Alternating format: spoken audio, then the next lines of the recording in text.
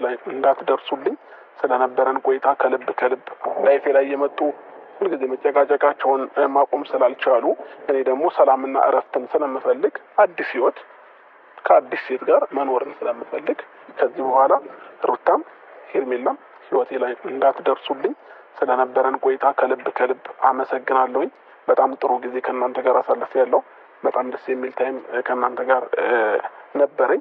ግን ደግሞ የሰው ልጅ ደስተኛ ሲሆን ህይወቱ ላይ ሰላም ሲያገኝ ነው መኖር የሚችለው አይደለ? ስለዚህ እኔ ደግሞ አሁን ላይ ምንም አይነት ደስታ አላገኘውም ከእናንተ ጋር ሆኜ። ስለዚህ ሰላም ነገር ወይም ደግሞ ከማን ጋር ህይወትን እንቀጥላለሁ የሚለውን ነገር ለመወሰን እኔ እንጃ። አይ ቲንክ አንድ ቀንም ሁለት ቀንም በቂ ነው ብዬ አስባለሁ። ለህይወቴ ማን ነው አስፈላጊ ወይም ደግሞ ከህይወቴ ጋር ማን ነው የሚሄደው፣ እንደገና ደግሞ የምወደው ማፈቅረው ማከብረው ከማን ጋር ነው ህይወቴን ብቀጥል ከማን ጋር ነው ደስተኛ የምሆነው የሚለውን ነገር ለመወሰን ይሄን ያህል ሁለት ሀሳብ የምትሆንበት ሞመንቶች የገጠመህ አይመስለኝም። ገባህ አይደለ? ስለዚህ አውቀን ህይወትህን አሳውቀንና እዚህ ጋር ግን ይቅርታ እዚህ አካባቢ እኔ ኦልሬዲ የኔን ምላሽ በጣም እንደፈለጋችሁና የኔን ውሳኔ ለማወቅ እንትን እንዳላችሁ የተረዳሁት ነገር አለ። እዚህ ጋር ደግሞ ሩታና ዴቭ አሁን ውሳኔን ባላሳወቃችሁላ ደስተኛ ናችሁ መሰለኝ። እንደዛ አይደለም። ነገ ላይ መጎዳት አንፈልግም ነው የኛ ሀሳብ። ገባ?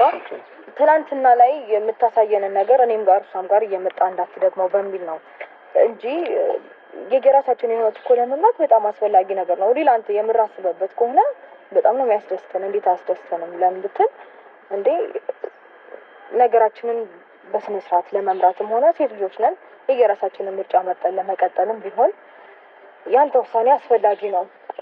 ከልብ አስበህበት ከሆነ ነው ማለት እንጂ ለምን ወሰንክ አይደለም። እኔ የምምለው ነገር የሚጨምረው ነገር ምንድነው?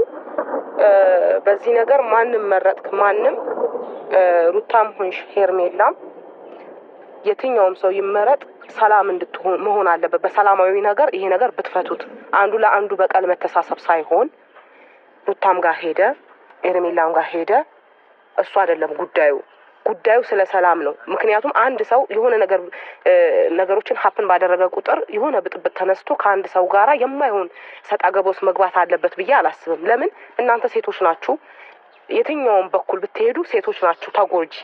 ያ ነገር እንዳይፈጠር እኔ እርስ በርስ የሚያጋጫችሁ ነገር ባይፈጠር እንደኔ ይሄ የኔ ሀሳብ ነው። ከሁለታችሁ ማለት ነው። አንቺም ራስሽን የሚጎዳ ነገር ማድረግ የለብሽም። ሩታም እንደዛ ትናንትናም ብያቸዋለሁ። የትኛውም ይሁን የሱ ውሳኔ አንተ አገናዝበህ አስበህ አስተውለህ ነገሮችን ማድረግ ያለብህን አድርግ በመጀመሪያ ደረጃ።